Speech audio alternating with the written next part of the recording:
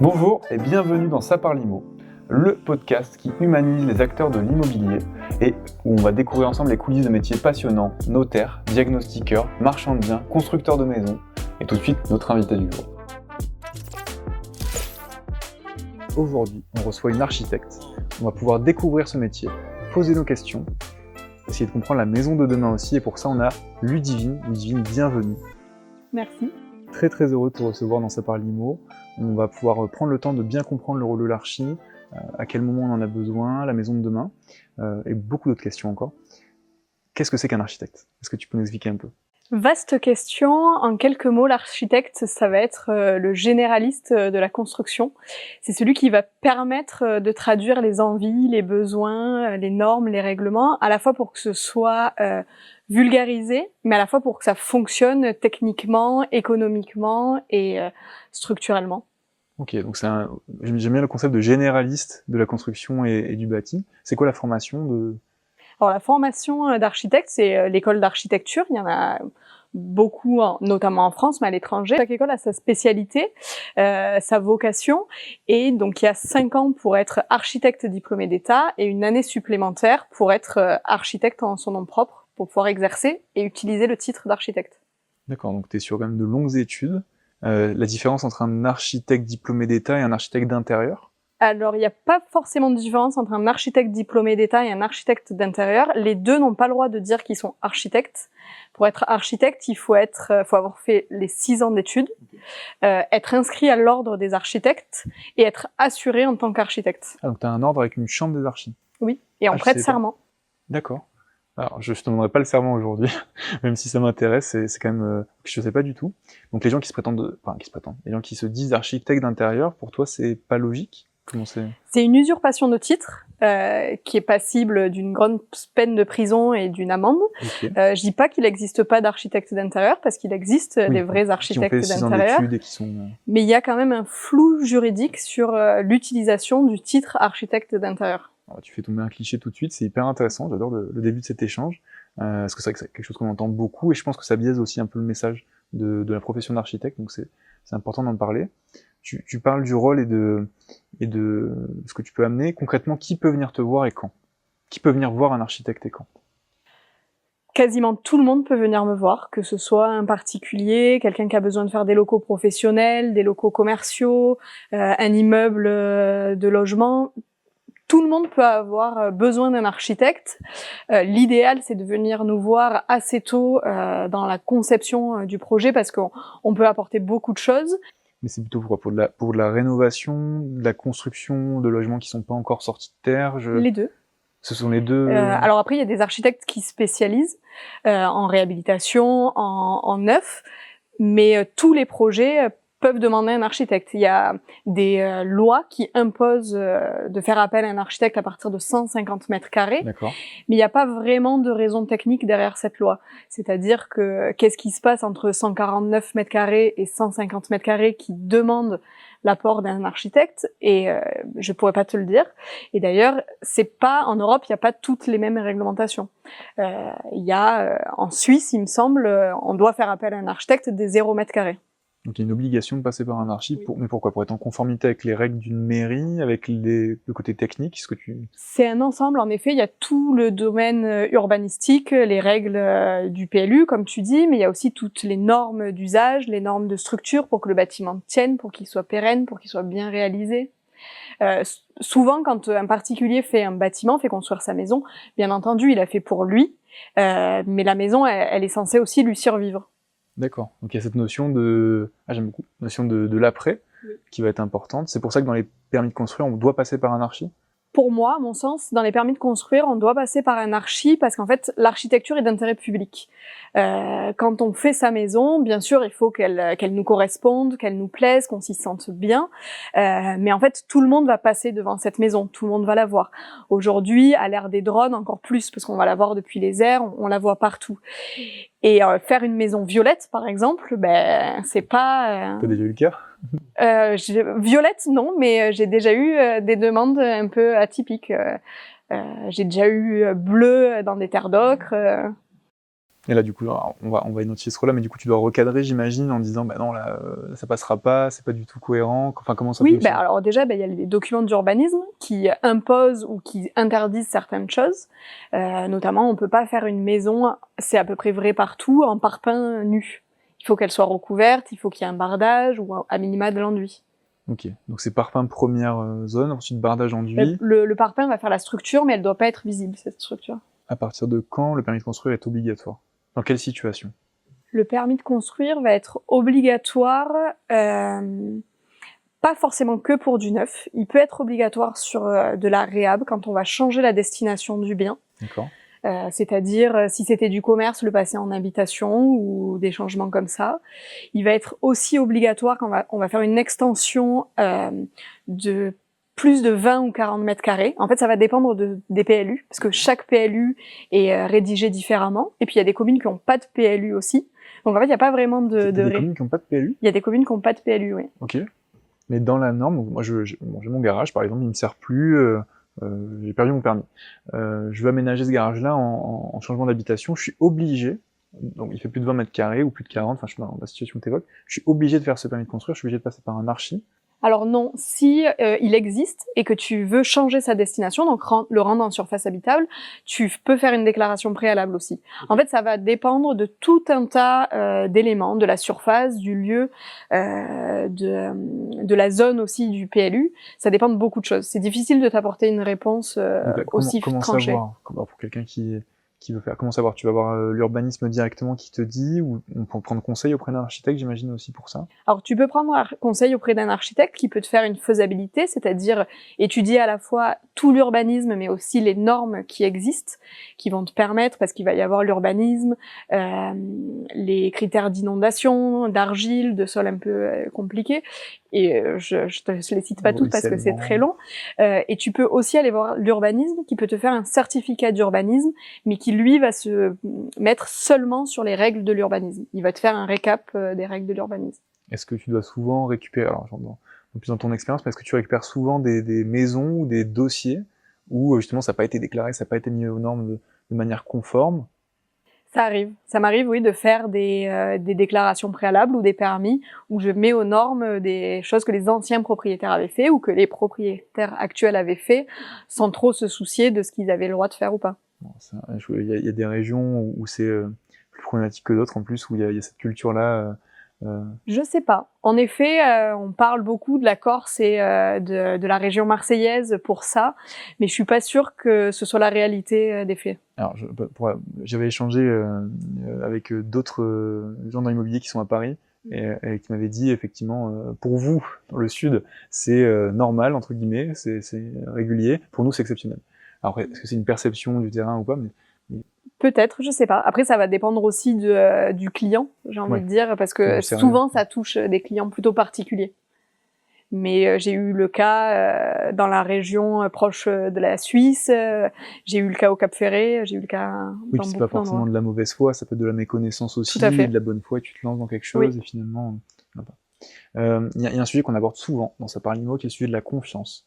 Et en plus de la confiance, j'avais de la précision et de l'échange qu'on a avec un professionnel. Comment trouver le bon archi? Comment sentir le bon archi, la vision, enfin, quels items ou quels conseils tu pourrais donner pour ça? Il faut déjà savoir ce qu'on veut, quel projet on veut, parce que ton projet de maison demain, ce sera peut-être pas non plus ton projet de maison dans 10 ans, comme c'était pas ton projet de maison il y a 10 ans, et ce sera pas le projet non plus de ton voisin. Donc déjà, il faut savoir ce que toi tu veux, ce dont tu as besoin, ce qui est important pour toi, et à partir de ça, une fois que tu as établi un peu ton programme, aller voir plusieurs architectes pour discuter avec eux, parce que la relation de confiance, c'est quelque chose de crucial dans l'architecture, parce que on va se voir pendant longtemps, en fait. Et puis, c'est rare que quelqu'un, surtout les particuliers, fasse plusieurs projets avec un architecte. En général, c'est le projet d'une vie. Donc, c'est important d'avoir une confiance, parce que c'est un projet qui va durer facilement 1 an, 2 ans, entre les études et le chantier. Donc c'est quand même long, il y a des étapes, Oui. vous allez vous voir souvent, On se voit souvent. puis un peu de plaisir à se voir aussi. Ben oui, Ça. c'est ça. Et puis il faut qu'on parle le même langage, même si notre travail, nous, c'est de vulgariser et d'expliquer toutes les contraintes urbanistiques, économiques, techniques. Il faut quand même qu'on puisse se comprendre et que le projet, à la fin, ce que je dis toujours à mes clients, le projet, je le fais pas pour moi en tant qu'archi, je le fais pour que toi tu puisses y vivre et que tu y vives bien. Mais du coup, comment tu coordonnes tout ça? Comment tu coordonnes la volonté du client sur sa maison, qui veut peut-être faire des ouvertures incroyables, lumineuses, il veut peut-être faire une chambre de 22 mètres carrés, je sais pas, il va avoir des exigences, c'est normal, il fait son projet de vie, comme tu le dis. Le réel réglementaire, l'urba, le technique travaux, enfin, comment tu coordonnes tout ça? Or, souvent, le technique travaux et l'urba, c'est quelque chose qui va passer un peu inaperçu, sauf vraiment contraintes qui génèrent une impossibilité. Okay. Le plus sur lesquels on va avoir de la discussion, c'est sur l'économique. Parce que moi aussi, bien entendu, j'aurais envie d'avoir une maison de 400 mètres carrés, mais on peut pas avoir une Porsche au prix d'une Fiat 500. On peut pas avoir une maison de 400 mètres carrés au prix d'une maison de 50. Beaucoup de déconnexion? Ou enfin, comment... Les gens sont dans le concret en général, ou t'as une vraie déconnexion entre l'attente d'un projet quand on vient de voir? Beaucoup de déconnexion. Est-ce que tu peux nous décrire du coup, donc ok, donc on part sur un projet, t'arrives à arbitrer, à orienter avec le réel, et c'est quoi ton équipe? C'est quoi l'équipe d'un cabinet d'archi? Qui travaille dedans? Est-ce que t'es seul à animer un projet? C'est qui t'entoure? C'est quoi l'écosystème qu'il y a autour de... Alors, il peut y avoir 1000 architectes et 1000 façons de fonctionner. La majorité, je crois 75% des architectes travaillent seuls dans leur agence. Travailler seul, ça veut pas dire s'entourer de collaborateurs qui soient à la fois d'autres collaborateurs à vocation architecturale, on va dire, mais aussi des collaborateurs qui vont pouvoir être techniques, comme des bureaux d'études structure, des bureaux d'études thermiques, des bureaux d'études fluides. Donc c'est des partenaires avec qui tu vas être en confiance et que tu vas pouvoir bosser. C'est ça. Et qui vont parfois aussi être obligatoires. Aujourd'hui, pour construire une maison, on est obligé de répondre à la RE 2020 et donc d'avoir des études thermiques.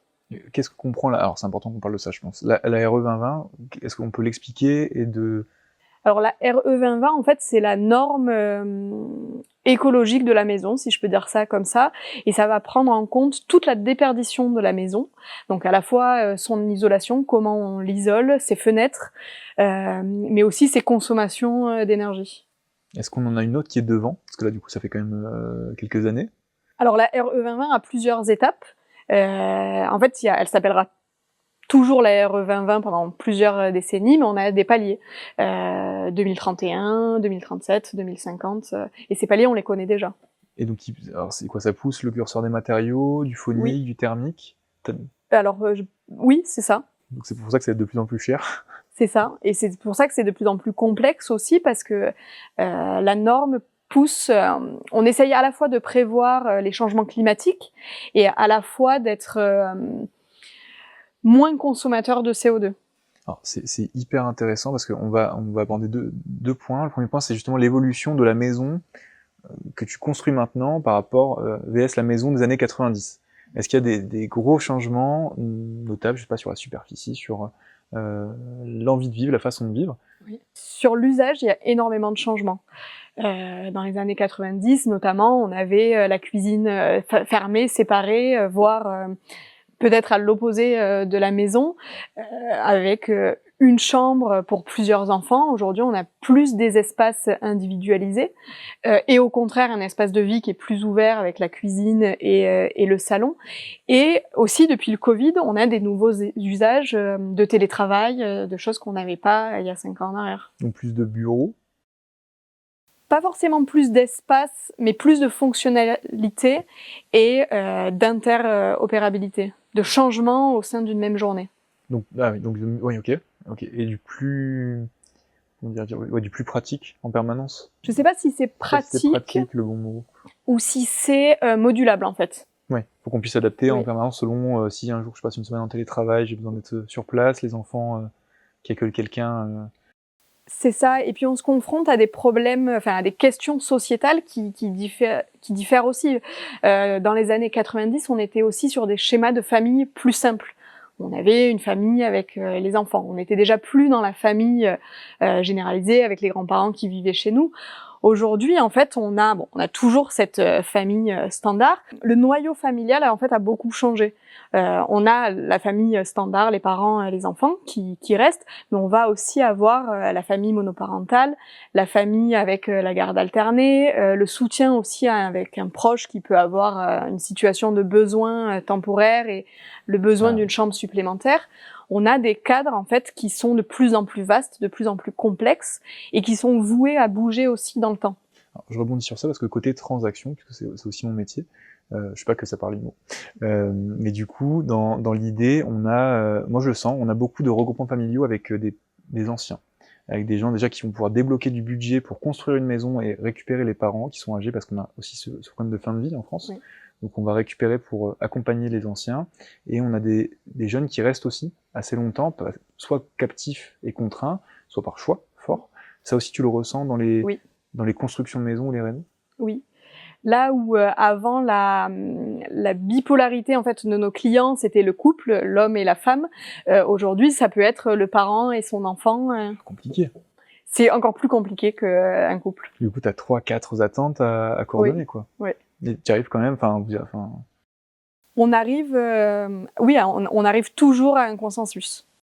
En ramenant à la réalité, en mettant le cadre, j'imagine. Oui. Alors, je sais pas si c'est possible d'avoir un type de prestation classique, un délai, on en a un petit peu parlé par ordre de prix, mais typiquement, une dépose de permis de construire plutôt.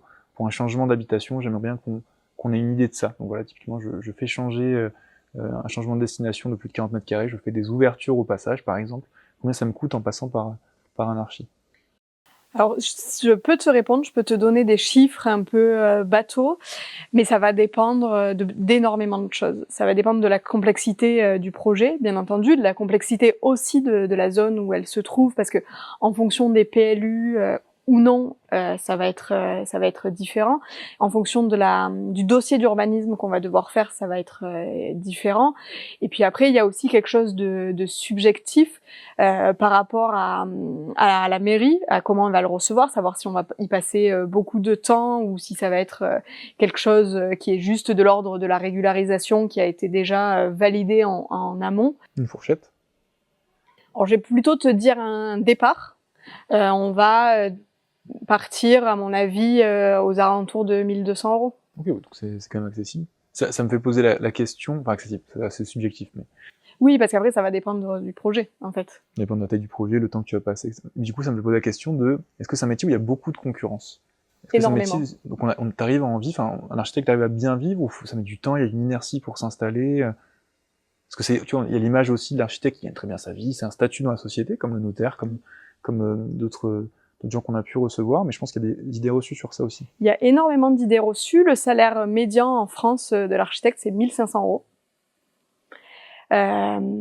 On arrive à en vivre, bien sûr. Après, on est loin de l'image reçue de l'architecte superstar. Il y a un sujet d'ailleurs pour ça de méfiance des gens par rapport à ça, parce qu'une partie de nos honoraires est au pourcentage, et il y a une méfiance. Les gens ont l'impression, voilà, qu'on va forcément leur demander de faire plus de travaux pour obtenir plus d'argent. Donc c'est un métier, pour revenir à la question, parce que je me suis un peu éloignée, on arrive à en vivre, c'est clairement pas tous les jours facile, contrairement aux bureaux d'études par exemple qui facturent plutôt à l'heure et qui mettent des limites. Nous, on est quand même sur quelque chose de social où le temps estimé avant le démarrage du projet est assez difficile à estimer. C'est pour ça qu'on est au forfait en général et pas à l'heure, parce que sinon ça pourrait très vite s'envoler. Et surtout, c'est un métier qui est bien plus passion, et du coup, on va y investir beaucoup plus de temps. Donc, tu retrouves le sens de l'accompagnement, et oui. Mais c'est intéressant, le delta perception et le perception et réel. C'est toujours ça. On a eu aussi un épisode de syndic où le gap est énorme, et je pense que c'est important de parler. Tu parles de bureau d'études, justement, c'est lui qui va modéliser tout ce que tu as conceptualisé. Pas forcément, non. Il y a des projets où on n'a pas forcément besoin de bureau d'études, et puis il y a différents bureaux d'études. Il y a les plus simples, ça va être le bureau d'études structure qui va, dans des cas complexes, pouvoir calculer les fondations, calculer la structure pour qu'elle tienne. Il y a le bureau d'études thermiques qui va nous calculer l'isolant et puis des déperditions, des choses un peu particulière. Et puis après, il y a d'autres, ça c'est les majeurs, et il y a d'autres bureaux d'études qui vont être, si jamais demain tu veux faire un permis de construire dans une zone où il y a des martinets ou des hirondelles, tu vas devoir faire appel aussi à un bureau d'études écologue en fait. Mais c'est toi qui centralise Je peux. la relation avec les bureaux d'études ou c'est le particulier qui doit le faire? Ça va dépendre du choix du particulier. Il peut à la fois faire des contrats séparés parce qu'il préfère tout gérer et que ce soit plus transparent entre guillemets pour lui, ou il peut demander à un architecte de faire la passation en fait. Et l'idéal, enfin le plus confortable Le plus confortable, je pense, c'est d'avoir les clés en main sur son équipe, parce qu'on va travailler avec des gens avec lesquels on a l'habitude de travailler, avec lesquels on va mieux se comprendre et qui vont nous permettre de gagner plus de temps. Et puis aussi qu'on va pouvoir mieux maîtriser, c'est un peu difficile à dire, mais sur lesquels on sait que le délai va être mieux maîtrisé pour pas... T'as plus d'influence? Oui. Ben en fait, on se connaît mieux, donc on sait se dire les choses et on sait aller dans le meilleur sens.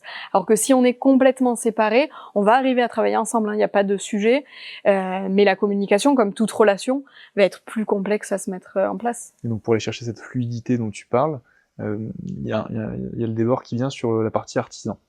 Parce que c'est quand même le gros dans un projet de construction, si on va au-delà des honoraires, du temps de conception, etc., du bureau d'études, la partie artisan, les travaux, les matériaux, avoir des gens fiables avec qui bosser, ça c'est un vrai sujet. Comment toi tu travailles avec tes artisans, comment tu les audites, comment tu les sélectionnes? Oui, j'ai un pôle d'artisans, on va dire, avec lesquels je travaille, et puis je sais ce qu'ils sont capables de faire et ce qu'ils sont pas capables de faire, ou là où ils ont des limites. Et puis aussi, je suis là sur le chantier pour voir ce qu'ils font, à quel moment ça dérape, pour pas justement laisser déraper les choses. Mais je vérifie aussi toute la partie administrative de l'entreprise, notamment quand je la connais pas. Okay. Je vais vérifier ses assurances, qu'il soit bien assuré pour ce qu'il est prévu de faire et depuis quand il est assuré, parce que si son assurance date de la veille de son envoi, ce serait étonnant. Ben on sait pas. Je vais vérifier ses références, je vais vérifier. Ça t'est déjà arrivé?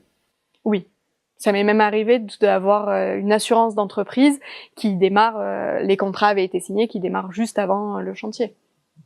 Ou alors qu'on doive un peu retarder le démarrage de chantier parce qu'on n'a pas eu ce document. Donc là, tu dois changer, tu dois repartir ou poser des questions, auditer, comprendre. Ah ben ça m'arrive d'appeler l'assurance en disant ben voilà, j'ai tel numéro d'assurance, est-ce qu'il fait bien cette prestation particulière? T'as dit un truc qui m'intéresse là, parce que t'as dit quand on va sur le chantier. Et je pense qu'on imagine beaucoup l'architecte en conception avec des grands fusains en train de dessiner une maison pour des gens et puis de se projeter. C'est quoi la répartition réelle entre le terrain, le bureau? Comment ça fonctionne vraiment une journée type? Il n'y a pas de journée type, il n'y a pas de semaine type, parce qu'en fait, ça va dépendre des projets. Moi, par exemple, en ce moment, je pense que 80% de mon temps, c'est du chantier. Mais en 2026, ce sera peut-être plus que 20%, parce que je les aurai tous finalisés. En fait, ça dépend, les opérations, comment elles avancent, comment elles évoluent. Donc, il n'y a pas vraiment de cadre type, et puis pas tous les architectes font du chantier. Il y a des architectes qui s'arrêtent au permis de construire, il y a des architectes qui s'arrêtent au dossier de consultation. Donc c'est quand même rassurant de se dire qu'on parlait de confiance encore une fois du choix du bon archi, c'est rassurant de se dire que quelqu'un qui va physiquement voir un déroulé, c'est peut-être bon signe, quoi. Alors, pour moi, il y a une notion fondamentale, en effet, de l'architecte qui suit le chantier. Parce que derrière chaque coup de crayon, chaque trait qu'on va dessiner, ça va signifier quelque chose en chantier. Mais à la fois quelque chose pour la personne qui va construire, une charge de travail, une pénibilité, et à la fois, donc ça s'explique aussi par la pénibilité, mais pas que, ça va s'expliquer par les matériaux, par la technique, par beaucoup de choses, un coût qui va être associé, et un délai qui va être plus ou moins court, plus ou moins long. Et moi, je le vois avec tous les collaborateurs que j'ai eus, si on n'a pas eu cette expérience du chantier, c'est très difficile d'anticiper ce coup de crayon, son impact. Oui, du coup, on parlait de la notion d'habitat comme refuge. Est-ce qu'on peut parler, au-delà du privé, de la notion de ville comme refuge? Alors, il va y avoir plusieurs notions. Alors moi déjà, quand j'entends refuge, j'entends bien-être, en fait, bien vivre son logement. Donc il va y avoir des points physiques qui vont être communs à tous les humains, c'est-à-dire l'œil a besoin d'avoir des percées visuelles, a besoin d'avoir de la nature assez régulièrement, d'avoir de la lumière. Donc ça, c'est des choses qui sont en partie réglées par les normes, notamment dans l'habitat collectif. Et puis après, il y a des choses... C'est intégré Il y a des aujourd'hui choses dans qui les sont PLU, cette notion de contemplation en fait. pas de contemplation, mais de... Oui, alors c'est pas notifié comme ça, mais en fait c'est d'ouverture vers l'extérieur. Donc on va avoir Hyper intéressant. 1/6 de la surface de l'appartement qui va devoir être en façade vitrée. Ok, c'est pas tant. Ça me paraît peu. C'est déjà pas mal. Ouais, c'est déjà bien, je m'en rends pas compte. Ça pourrait être plus, mais après on rentre dans d'autres considérations thermiques, notamment dans les zones chaudes, c'est-à-dire que plus on a de surface vitrée, plus on va devoir se protéger de la chaleur et mettre des climatisations. Et puis faire ça au Danemark et faire ça dans le sud de la France, mais tu vas pas avoir aussi besoin des mêmes besoins d'ouverture. Je refais le parallèle avec la partie transaction, après on va revenir sur ça.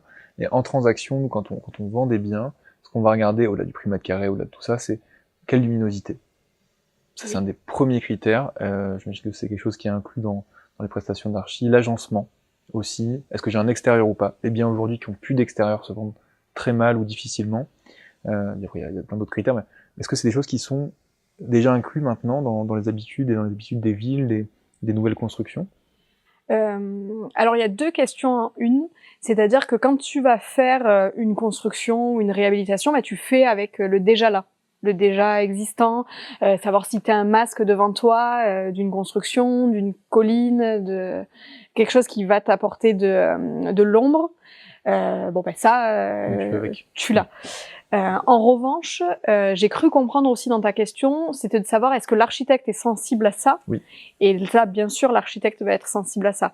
Et peut-être que il va y avoir des conflits d'usage dans le sens où, je te donne un exemple bateau, ah ben moi c'est plus pratique que ma cuisine soit là parce que comme ça je me gare, je décharge. Oui, mais peut-être que la cuisine en fait c'est dans toi ta façon de vivre la pièce la plus importante et qu'en fait si tu regardes que par rapport à comment j'amène ma voiture, ben elle va se retrouver dans le pire endroit du terrain. Une des pièces les plus importantes. Clairement, fondamentale. La cuisine, la façon dont c'est fait, l'emplacement et tout, je pense que ça a peut-être même pris de la place au fur et à mesure du temps. Ça a pris de la place parce qu'en fait, on s'est ouvert et on n'est plus dans une société où on fait la cuisine pour en profiter après. En fait, en profitant des gens, on fait la cuisine. Oui, c'est un moment où aussi on s'exprime et on reçoit. Et il y a la cuisine rapide du quotidien, mais la cuisine de profondeur qu'on peut avoir.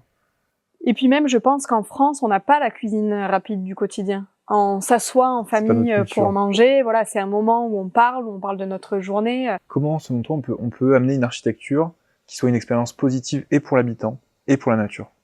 Alors moi, j'ai envie de te faire une réponse un peu loi. Aujourd'hui, et depuis quelques années déjà, on travaille sur la loi ZAN, qui est la zéro artificialisation nette des sols. C'est-à-dire qu'on vise en 2050 ne plus avoir aucune artificialisation de sol. Concrètement, ça veut dire que on pourra plus construire de maisons neuves sur un terrain vierge.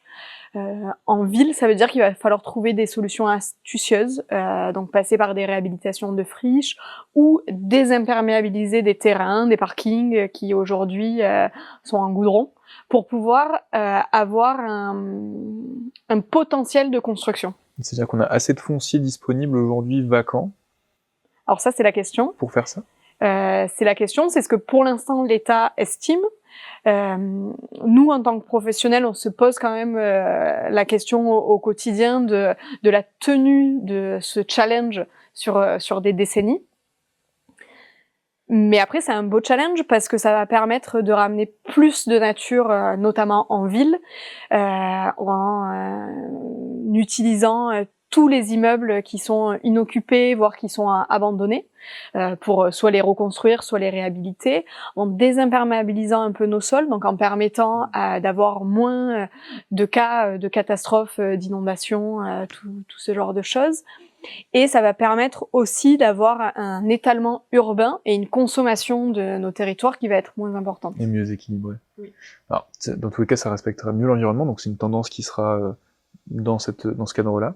Alors j'ai plus le chiffre exact, mais j'ai 400 000 en tête pour le besoin de nouveaux logements par an en France. Je crois que c'est à peu près ça, peut-être un petit peu plus. Ça dépend des années, de la sociologie des modes de vie, etc., et des moments. Mais est-ce que ça, moi, ça me paraît quand même compliqué d'accorder ce côté-là avec les tendances qu'on a politiquement. J'espère que ce sera équilibré. Et après, il y a énormément de logements vacants aussi. Est-ce que c'est moins cher de construire ou de rénover? Alors, je dirais que ça se vaut. Je pense que ça reste quand même parfois plus cher de rénover parce qu'il y a un état des lieux qui peut être problématique avec et puis ça dépend de la rénovation qu'on veut faire. Quand on veut faire une surélévation justement pour optimiser l'espace, ben, ça a un coût supplémentaire. S'il y a de l'amiante, ça a un coût supplémentaire. Donc ça reste majoritairement plus cher et c'est surtout qu'en fait il va falloir avoir un budget qui admet des aléas.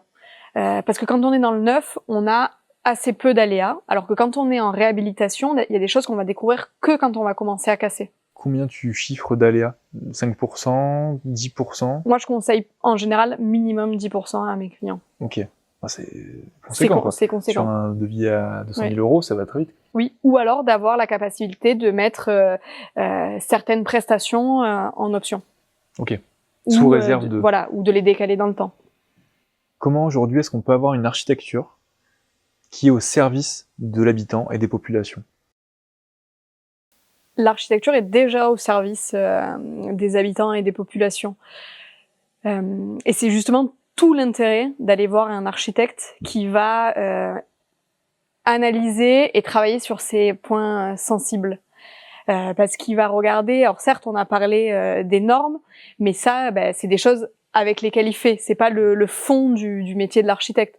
Il va et puis en effet c'est des choses dont on va moins parler parce qu'on va les faire de façon plus sensible.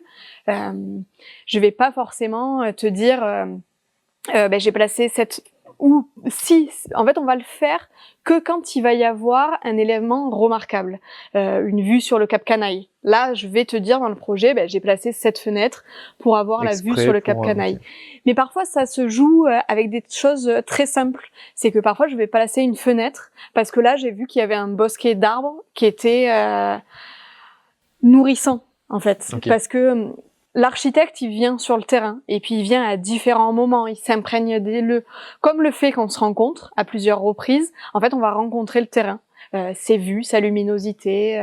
C'est presque dire que la nature, c'est une partie, c'est un des futurs habitants de la maison, mais elle est déjà là. Mais souvent, on n'en parle pas, mais on fait le projet avec. C'est quelque chose qui n'est pas du tout évoqué pendant une conception? C'est rare. Pareil, à part j'ai une obligation d'espace vert minimal, est-ce que ça va plus loin que ça ou... C'est rare qu'on l'évoque avec les clients parce que soit c'est un client qui est particulièrement sensible et qui ou qui a un point, un focus qui lui tient à cœur, une vue qui lui tient à cœur, ou un arbre qui est centenaire, etc.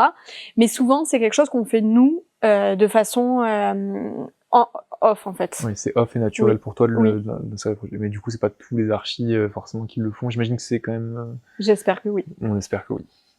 On a beaucoup parlé du côté technique de l'architecture. J'aimerais qu'on parle du côté un peu plus sensoriel, un peu plus dans l'émotion. Qu'est-ce que l'architecture peut amener à un habitat, à l'occupant d'un habitat? Tout. L'architecture, elle va se faire de détails, mais aussi d'éléments un peu marquants. On va pas faire la même pièce si on va faire un habitat ou une cour des 100 pas.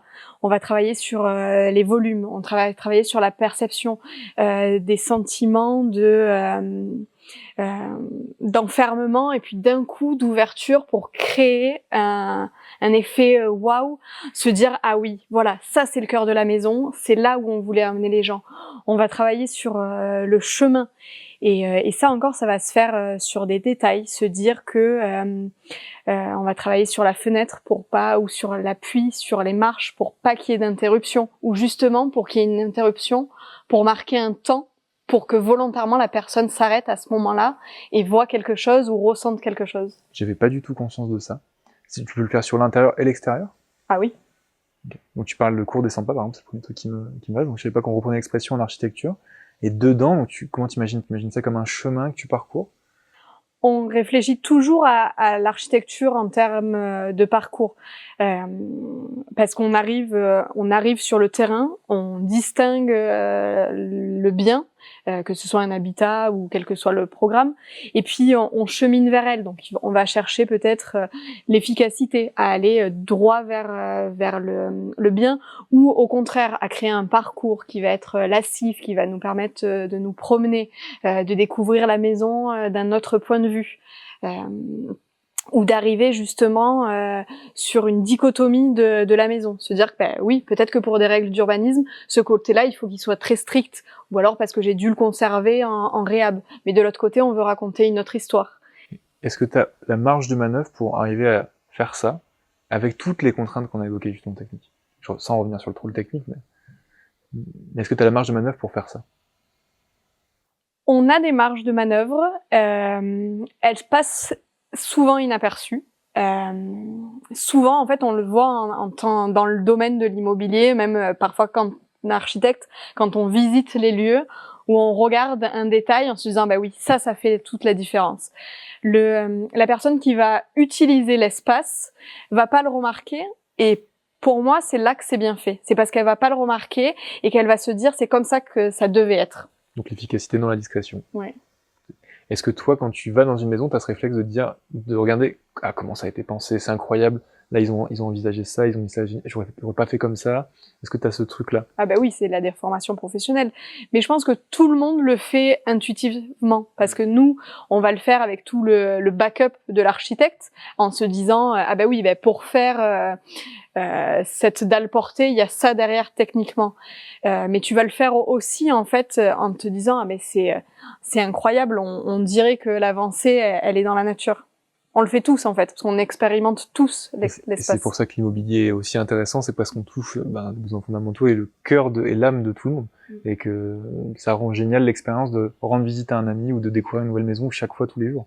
Enfin, c'est comme ça que je le vis moi en tout cas. Oui. Et par contre, je pense que tu repéreras tous les architectes au musée ou chez quelqu'un, c'est celui qui touche tout. Ça me fait me demander, et te demander du coup, les erreurs fréquentes que tu constates quand quelqu'un vient te voir avec un projet d'architecture. Donc quand quelqu'un vient me voir avec un projet qui a été fait par un confrère ou qui a été fait par lui-même? Soit par lui-même, soit par un confrère. J'ai mon projet de maison, voilà. Est-ce que c'est faisable, pas faisable, qu'est-ce que t'en penses? Alors le projet qui a été fait par quelqu'un en particulier, par lui-même, souvent en fait il est hors cadre, c'est-à-dire qu'il va être hors norme, hors conscience économique, hors conscience technique. Ce qui est normal, hein, parce que c'est pas son métier. Et souvent, quand je récupère un projet d'un confrère, c'est parce qu'il y a eu à un moment donné une rupture de confiance et un dialogue qui a été rompu. T'as déjà eu, alors je pose la question inverse, t'as déjà eu un projet où t'es arrivé, en particulier t'es arrivé, t'as la maison, et là tout était nickel, impeccable, 100%. Jamais. Ou 90%. Non, jamais. C'est toujours à reprendre, toujours... Oui.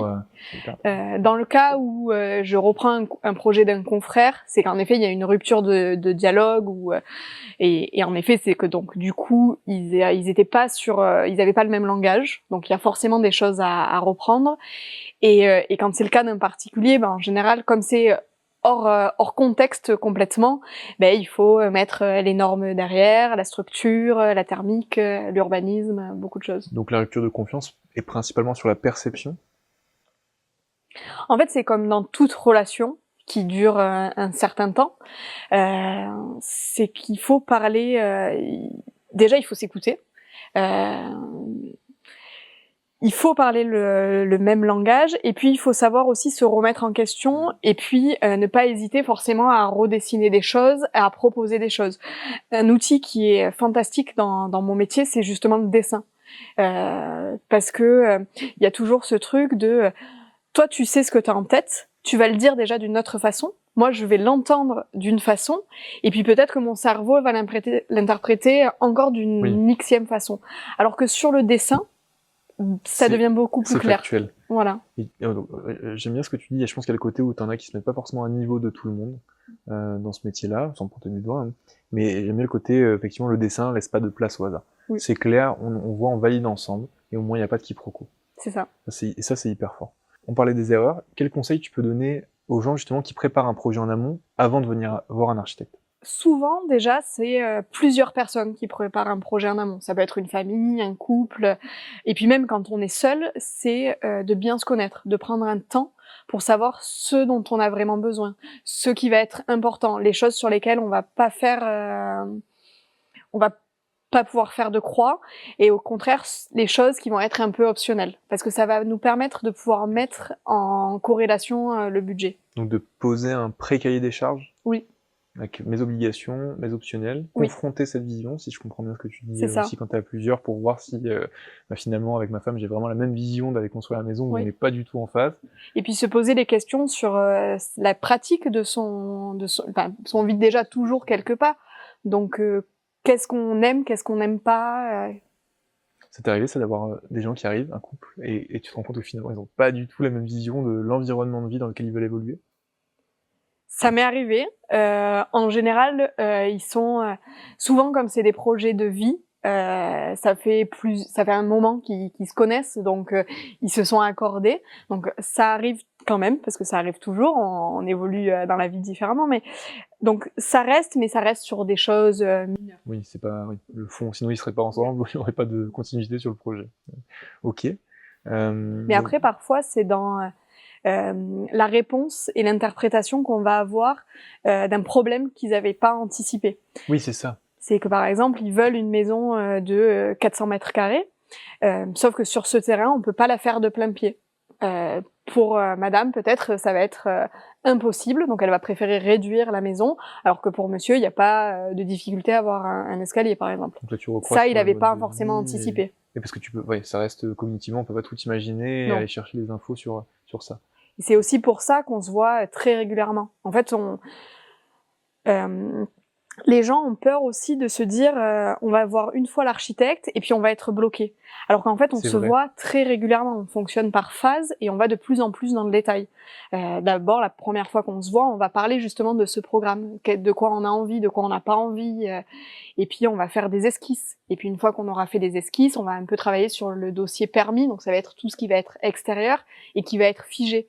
Et puis après, on va travailler sur l'intérieur, les détails. Et on va en fait de plus en plus aller dans le détail. Et c'est aussi pour ça que c'est important de confier des missions un peu plus globales à l'architecte, parce que lui non plus, il n'a pas forcément la capacité d'imaginer tout très précisément, conformément au désir d'une personne et à sa façon de vivre du premier jet. En fait, il faut qu'on se rencontre, il faut qu'on confronte, nous, la compréhension qu'on a eue du projet pour qu'elle aille le plus dans le détail vers le projet idéal, en combinant la technique, le budget, l'urbanisme. Donc ne pas s'empêcher d'échanger, ne pas s'empêcher de communiquer, d'aller voir plusieurs fois si besoin. Je comprends l'idée, du cahier des charges, de la communication, je comprends l'idée d'oser. Est-ce qu'il y a des outils dont tu te sers, que tu peux aussi conseiller, peut-être qu'ils sont à disposition gratuitement pour des gens qui doivent préparer leur projet? Alors je pense à Casaplan sur Leroy Merlin, je pense à des outils IA qui peuvent être faciles pour justement, toi, si je viens te voir, voilà, j'ai un dossier monté, en tout cas une photo, une idée de ce que je veux faire, qui te gagne du temps ou qui gagne du temps à l'architecte. Pas forcément, parce que parfois on se bloque aussi des solutions que aurait pu avoir l'architecte.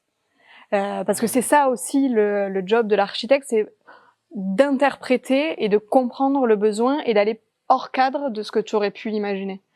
Et du coup, être trop précis aussi, ça peut bloquer des solutions. Donc, vaut mieux venir avec une idée, en fait, confronter.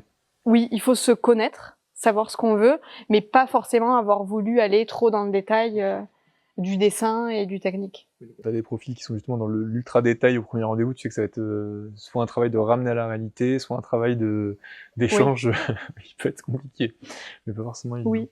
Après, on a quelques profils, mais ils sont rares, de la personne très technique, Mais presque, en fait, elle a besoin d'un architecte parce qu'en fait, elle est dans le domaine, elle a besoin de l'architecte pour le permis.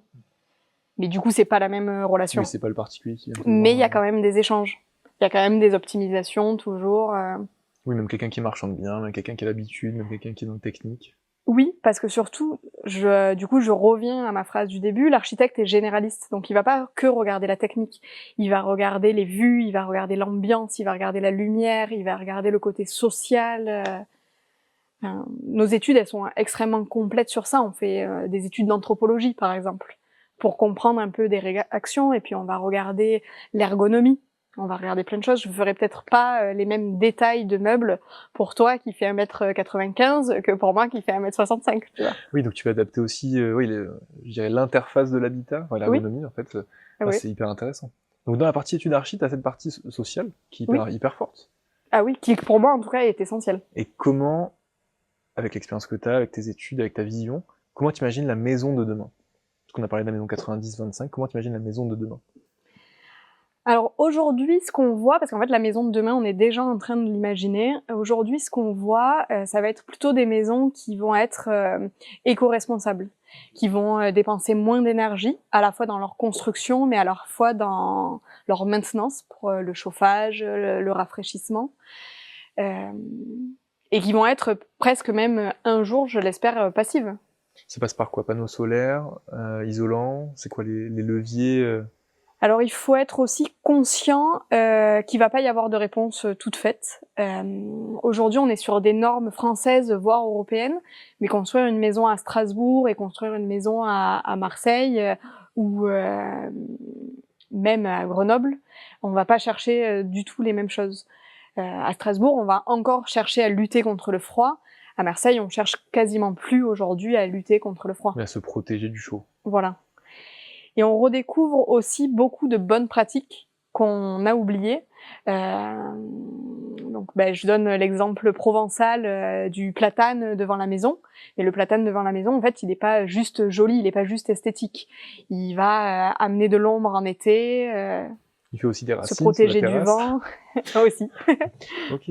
Non, mais c'est hyper intéressant. Dans la partie habitat pur, dans cette maison du futur, si on prend au-delà de la partie énergétique et thermique, qui oui devient centrale, dans la façon de vivre, qu'est-ce que tu imagines? Alors ça, c'est extrêmement dur à dire parce que... J'aime bien t'embêter un peu. J'aime bien embêter les gens qui viennent ouais. aussi parler. Alors l'usage de demain, c'est extrêmement dur à imaginer. Parce que ce sera plus nous, ce sera nos enfants, nos petits-enfants. Si tu te mouilles un peu. Moi, je pense, ce qui va importer demain, c'est la modularité des espaces. Le schéma familial bouge beaucoup. Si on prend les problématiques climatiques les plus élevées ou même les moyennes, en fait, on va énormément se poser la question de se protéger du climat et peut-être aussi de réduire nos transports. Donc, ça va aussi changer notre perception de la maison. Ça a été le cas, par exemple, avec le Covid. Le travail a eu une rentrée fulgurante dans notre quotidien perso. Tu te mouilles pas beaucoup. Non. Mais ok, donc la modularité, plutôt des espaces. Peut-être moins d'espace garage, moins d'espace stationnement, si je suis dans ta logique. Oui, il y a ça, mais Moins ce de sera voitures. pas forcément possible partout. Ça va être possible en ville. On parle de plus en plus de la ville du quart d'heure. C'est-à-dire d'avoir un quart d'heure à pied, tout ce qui nous permet de vivre. Le travail, les écoles, Alors, les commerces. Je vais challenger ta vision. Est-ce que philosophiquement, on a la ville du quart d'heure, mais est-ce qu'on peut pas avoir un retour aussi à plus de bien-être dans ce rythme qui s'accélère constamment sur quelque chose de plus d'espace refuge de la maison encore plus fort, avec plus de verdure? Je sais pas, hein, j'imagine. C'est pas incompatible. La ville du quart d'heure, elle existe déjà. Elle existait déjà. Enfin, elle existait jusqu'à l'avènement de la voiture. On y revient parce qu'en fait, on est très consommateur d'énergie. Mais la ville du quart d'heure, elle se marie mais complètement avec une ville beaucoup plus naturelle. C'est juste une ville qui nous demande moins de transport. Donc c'est la partie transport, l'axe principal qui est... Et moins de transport, ça veut dire aussi plus de qualité de vie, parce que ça veut dire moins de pollution, moins de problématiques sonores, de nuisances sonores. De temps perdu dans les transports aussi, de gains de... Et niveau énergétique, justement, Comment tu vois ça? Tout électrique globalement ou d'autres moyens qui sont évolutifs? Je te ferai pas la même réponse en France que dans un autre pays. Nous, on est un pays, en effet, qui a vocation à s'autonomiser de façon électrique. Mais il y a électricité et électricité. En fait, le futur de la maison, c'est de moins dépenser, de moins consommer, à la fois dans sa construction. Donc, c'est peut-être aussi d'être sur des matériaux plus locaux, plutôt que d'aller chercher du bois ou comme ça a été le cas avec l'Ukraine, de l'aluminium qui vient d'Ukraine, peut-être au contraire utiliser le sable ou le bois qui est plus local, donc il va faire moins de trajets. Et c'est aussi se dire, je vais me protéger du soleil, je vais me protéger du vent, pour avoir moins besoin de chauffage, moins besoin de climatisation. C'est passionnant, mais c'est un gros défi, parce que ça mêle à la fois des choix de matériaux, de l'argent, du technique, du réglementaire, de l'environnemental. Ouais, j'adore. C'est hyper intéressant. On verra comment ça évolue. Merci d'avoir partagé cette vision-là, en tout cas. On prend le même épisode dans Ça parle Limo dans 10 ans. Avec plaisir. On verra comment on se situe sur ça. J'aimerais que tu nous partages une anecdote d'un projet qui t'a marqué. Parce qu'on a parlé de sens, émotionnellement c'est important. Un projet qui t'a vraiment marqué. Alors tu vas me dire que je me mouille pas, mais tous les projets me marquent. Parce que tous les projets sont différents et c'est la richesse qui me plaît dans mon métier. C'est qu'en fait, à chaque nouveau projet, je vais me reposer des questions. Donc il y a une série de questions qui va être les mêmes, mais il y en a toujours des nouvelles. Et c'est ça qui fait la richesse du métier d'architecte, parce que en fait, on rentre dans le quotidien, notamment pour les particuliers, dans leur quotidien de vie. L'intimité. Et on sait que c'est un projet qui va rester des années, des décennies. Donc tous les projets me marquent, parce qu'en fait, quand je vais voir un couple qui construit sa maison, souvent il y a des enfants qui sont en train de jouer.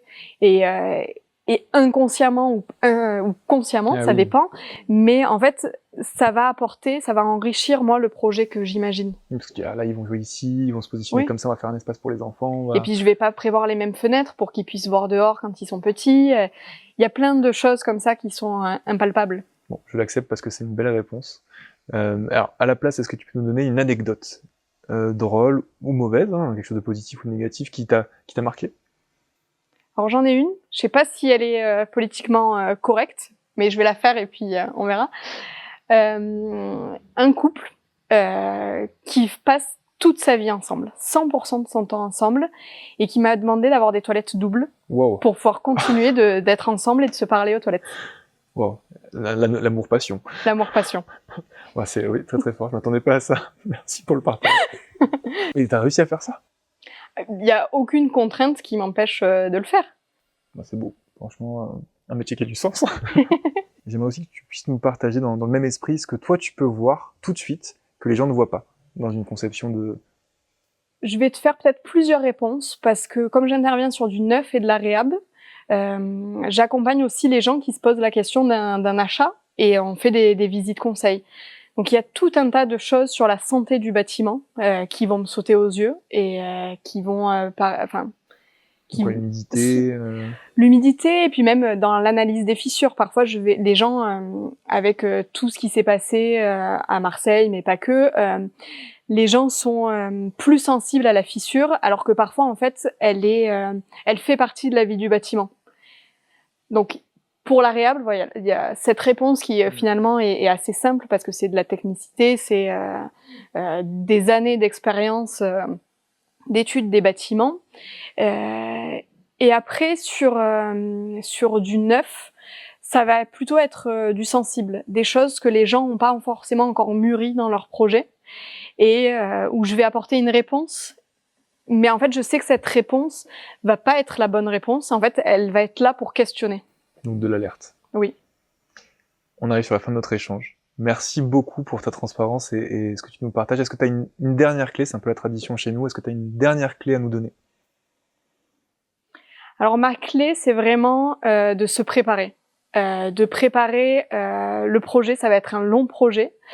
Et il a pour vocation d'être là pour des décennies, voire même pour les générations futures. Donc c'est de se préparer en amont avant même de prendre contact avec des architectes sur ce qu'on a réellement avoir envie du projet, et choisir un architecte parce qu'on partage des valeurs, parce qu'il y a une vraie confiance, plutôt que sur un total de mission.